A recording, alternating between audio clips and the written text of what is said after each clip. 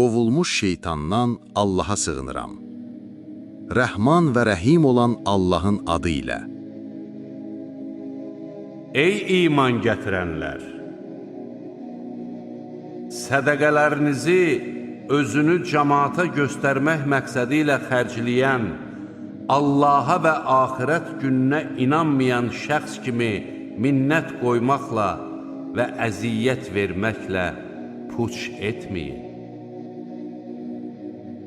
Bunun məsəli üzərində torpaq olan hamar qayanın məsəlinə bənzəyir ki, şiddətli yağış yağıb, onu çılpaq hala salmışdır. Onlar qazandıqlarından heç bir şeyə nail olmazlar. Allah kafir xalqı doğru yola yönəltməz.